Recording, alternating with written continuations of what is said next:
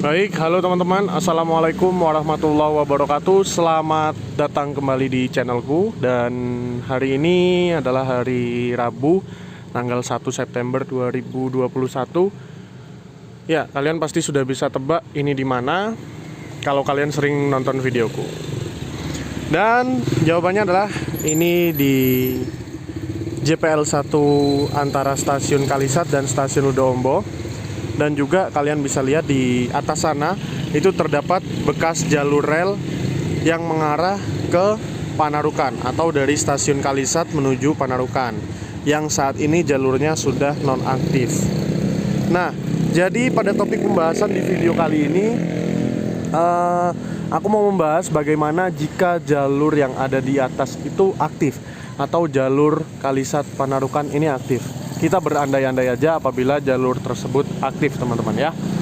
Nah, jadi yang di bawah ini adalah jalur yang menghubungkan Kalisat sampai ke Tapang Banyuwangi, dan jalur ini tergolong jalur baru ya kalau kita hitung sejarahnya, karena jalur Kalisat Panarukan ini telah lebih dahulu dibangun, teman-teman, sebelum jalur Kalisat sampai ke Tapang Banyuwangi.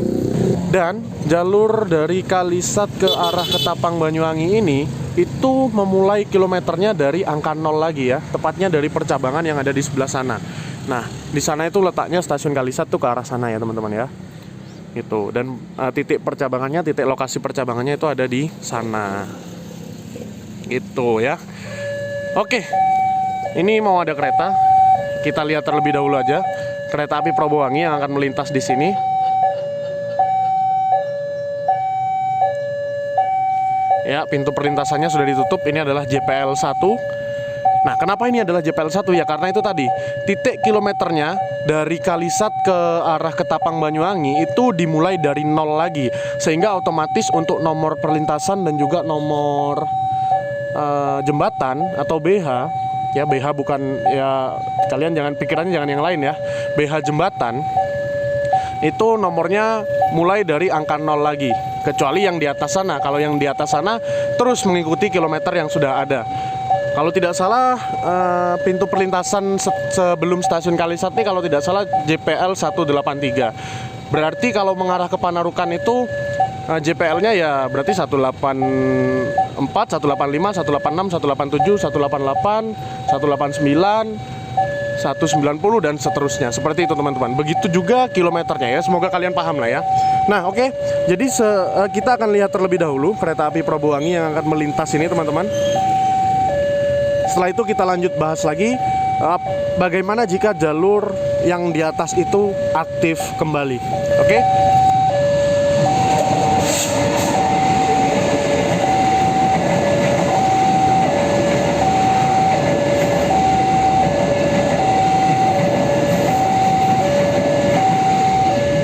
Oke, barusan kita udah lihat kereta api Probowangi relasi ke Tapang Banyuwangi tujuan Surabaya Gubeng melintas di jalur yang bawah ya pastinya ya, karena jalur yang atas sudah tidak aktif. Nah, oke. Jadi sebelumnya aku mau jelasin dulu, jalur Kalisat Panarukan ini merupakan sebenarnya bukan jalur cabang melainkan jalur utama. Jadi yang jalur cabang itu adalah jalur yang di bawah ini, seperti yang sudah aku jelasin di awal video tadi. Jadi pada intinya jalur cabangnya itu adalah jalur yang mengarah ke Banyuwangi atau mengarah ke Ketapang ini ya. Sedangkan jalur yang di atas itu adalah jalur yang utama dahulu sebelum jalur tersebut dinonaktifkan. Itu, teman-teman. Dan aku juga udah pernah bikin videonya menelusuri atau menjelajahi jalur nonaktif itu yang di atas, tepatnya dari titik percabangan yang ada di sana atau dari kilometer 0 ya. Kalau jalur yang di bawah ini kilometer 0. Kalau jalur yang di atas tuh aku lupa kilometernya. Nanti kalian bisa cek di Wikipedia aja ya. Dan aku telusuri dari Kalisat bahkan sudah sampai ke Panarukan yang ada di Kabupaten Situbondo, Jawa Timur, teman-teman. Jalur ini yang di atas ini, jadi kita nggak akan bahas yang di bawah sekarang. Kita lanjut bahas yang jalur yang atas. Jalur yang di atas itu melewati beberapa stasiun kecil dan stasiun kelas besar ya. Di antaranya adalah stasiun Sukowono, stasiun Tamanan, stasiun Gerujukan, stasiun Bondowoso, stasiun Bonosare atau Kalau kita nyebutnya lebih gampang stasiun Wonosari ya, karena Wonosari itu sudah ada di daerah Jogja ya kalau nggak salah ya. Dan lanjut lagi stasiun Prajekan, stasiun Situbondo, sampai stasiun Panarukan gitu teman-teman. Dan untuk stasiun yang kelas besarnya itu kalau nggak salah adalah stasiun Bondowoso, stasiun Situbondo, dan stasiun Panarukan.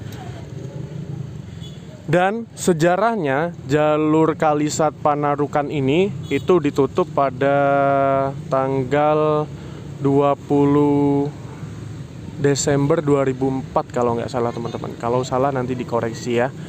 Ya pokoknya pada tahun 2004 jalur ini resmi dinonaktifkan gitu. Tapi jalurnya itu tidak serta-merta dibiarin gitu aja teman-teman. Melainkan jalur ini itu masih dilewati oleh lori inspeksi, atau ya kasarannya jalur ini tuh mati suri gitu ya. Sama seperti jalur Gambringan Gundih kalau nggak salah. Sama seperti jalur itu. Jadi jalur ini tuh masih bisa dibilang aktif, cuma nggak ada kereta besar yang lewat, cuma lori inspeksi aja yang lewat. Dan percabangannya juga belum dicabut, itu kalau nggak salah sampai tahun 2011 itu wesel percabangannya masih ada teman-teman, sampai tahun 2011 ya. Kalau lori inspeksinya itu kalau nggak salah hanya sampai tahun 2007-2008 lah. Setelah itu baru benar-benar nggak ada kereta sama sekali yang lewat di jalur Kalisat Panarukan ini. Trek dari Kalisat ke arah Panarukan ini tergolong perbukitan, persawahan, dan juga jalur yang lurus. Jadi kemungkinan apabila jalur ini direaktivasi atau diaktifkan kembali, kita berandai-andai aja jalur ini diaktifkan menggunakan jenis rel R54 dan juga bantalannya beton ya. Untuk kecepatan operasinya sendiri kemungkinan masih bisa berjalan di atas 70 km per jam ya. Bisa berjalan, kereta itu bisa berjalan di atas 70 km per jam. Itu kalau jalurnya direaktivasi, dirombak total dari awal sampai benar-benar aktif lagi.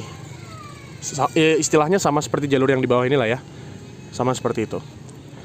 Dan selanjutnya kendalanya adalah kalau mau reaktivasi jalur ini, itu kita harus melihat ini ya, pemukiman liar yang sudah berdiri di atas jalur nonaktif ini. Bahkan sudah ada bangunan yang permanen yang berdiri di atas jalur Kalisat Panarukan ini teman-teman. Ya, jadi gitu ya. Kendalanya adalah untuk membersihkan bangunan-bangunan liar yang berdiri di atas jalur ini teman-teman. Karena banyak sekali bangunan-bangunan liar, terutama di lintas Bondowoso ke arah Panarukan itu, wah sumpah itu banyak banget. Aku bahkan udah lihat sendiri waktu aku menelusuri jalur ini. Bangunan permanen bahkan juga sudah dibangun di jalur ini teman-teman. Ya mau gimana lagi, karena memang jalur ini sudah tidak diurus, tidak dirawat oleh KAI, karena jalur ini udah dianggap nonaktif gitu ya. Apabila jalur ini diaktifkan, apakah penumpangnya akan bisa ramai? Kalau kita lihat tren masyarakat Jember, Bondowoso, dan Situbondo, itu lebih senang bepergian menggunakan sepeda motor maupun bus. Itu pun yang naik bus itu jarang sekali teman-teman ya. Bahkan bus yang melayani trayek dari Situbondo ke arah Jember itu terbilang sepi penumpang ya. Nggak, ya mungkin dulu masih kendaraan bermotor tuh masih jarang, bus itu rame gitu. Bahkan keretanya juga rame dulu waktu jalur ini masih aktif. Tapi sekarang sepi gitu ya. Bahkan busnya juga udah sepi. Dan kalau kita mau naik bus dari Jember ke Bondowoso atau Situbondo, itu bisa-bisa nunggu sampai 3 jam lebih teman-teman. Karena aku juga udah berpengalaman sendiri ya. Karena rumah nenek aku juga ada di Bondowoso gitu.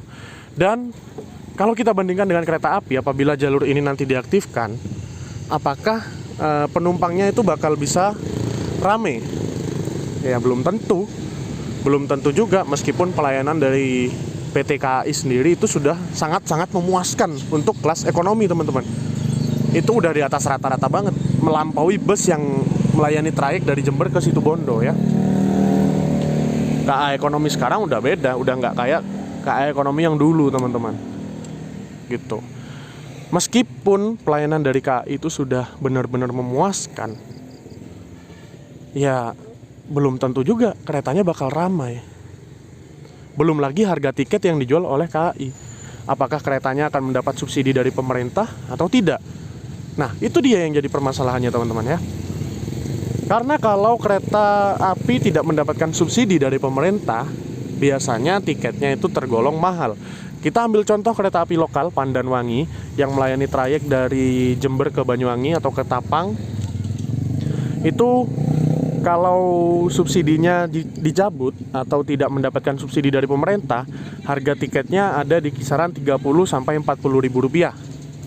Dan sekarang karena kereta tersebut mendapatkan subsidi atau mendapatkan PSO dari pemerintah, itu harga tiketnya turun drastis dari 30 sampai 40 ribu menjadi 8 ribu rupiah saja per tripnya ya. Mau dari Jember ke Banyuwangi, baik dari Banyuwangi ke Jember sama aja, harganya 8 ribu rupiah. Dengan jarak kalau nggak salah Jember Banyuwangi itu sekitar 110 km ya kalau nggak salah ya, ditempuh dalam waktu 3 jam. Sedangkan dari Jember ke Panarukan, ya ambil contoh lah, misalnya keretanya dari Jember ke Panarukan gitu seperti dulu ya. Itu sama, kilometernya ya berkisar 100 sampai 110 km. Mungkin lebih dekat, mungkin sekitar 90 km. Aku juga nggak tahu, nanti kalian hitung sendiri aja. Harga tiketnya ya kalau kita ambil rata-rata ya mungkin bisa sama seperti KA Pandanwangi. Dan kalau pemerintah tidak mau mensubsidi KA tersebut atau kereta api tersebut, ya bisa jadi jalur Kalisat Panarukan ini dengan kereta apinya itu biayanya akan sangat mahal teman-teman ya, untuk kalian yang peminat low budget gitu ya. Gitu teman-teman. Nah, yang terakhir, apakah karena kan yang mengoperasikan atau yang melakukan reaktivasi jalur ini bukan KAI ya teman-teman ya, bukan PT KAI, melainkan dari Dirjen Perkeretaapian Indonesia teman-teman ya. Apakah Dirjen mau mengaktifkan jalur ini? Karena banyak sekali wacana, banyak sekali rencana yang dilontarkan oleh Dirjen maupun pemerintah. Jalur Kalisat Panarukan akan segera diaktifkan kembali. Pertama pada tahun 2010 yang lalu, katanya jalur ini bakal diaktifkan. Dan aku juga udah pernah dengar itu tahun 2010 tuh ya. Pokoknya sekitar bulan Juni 2010 jalur ini tuh bakal diaktifkan, katanya begitu. Kenyataannya tahun 2010 lewat dan jalurnya nggak jadi diaktifkan. Muncul wacana lagi tahun 2012 jalur ini akan segera diaktifkan, tidak terlaksana. Tahun 2012 lewat lagi. Dan muncul kembali tahun 2015. Jalur ini akan diaktifkan pada tahun 2015. Ternyata apa? Tahun 2015 lewat lagi. Setelah itu muncul opini kembali, ya wacana dan opini bahwa jalur ini tuh akan segera diaktifkan pada tahun 2020. Dan hanya melayani rute dari Tamanan sampai Bondowoso sebagai jalur wisata. Ternyata apa? Tahun 2020 lewat. Sekarang sudah tahun 2021. Jalur ini belum ada perkembangan, belum ada sentuhan. Sedangkan Dirjen Perkeretaapian sibuk mereaktivasi jalur-jalur yang ada di sekitar Jawa Barat, teman-teman. Dan nggak tahu kapan jalur ini bakal direaktivasi. Apakah jalur ini nggak akan direaktivasi lagi? Apakah mungkin Dirjen punya pemikiran lain? Atau mungkin bahkan tahun 2021 akhir ini bakal direaktivasi, ya kita nggak tahu. Kita lihat aja perkembangannya ke depan, karena aku bakal selalu update tentang jalur ini teman-teman ya. Jadi untuk tahun 2021 ini belum ada wacana kapan jalur Kalisat Panarukan ini akan segera diaktifkan. Oke, jadi mungkin sekian dulu video dari aku kali ini. Buat kalian yang udah nonton video ini dari awal sampai selesai, dan buat yang udah menyimak dengan baik-baik, dengan seksama, aku ucapkan terima kasih yang sangat banyak teman-teman. Dan jangan lupa juga untuk di subscribe dan like video ini. Oke, thank you dan see you di next video. Wassalamualaikum warahmatullahi wabarakatuh.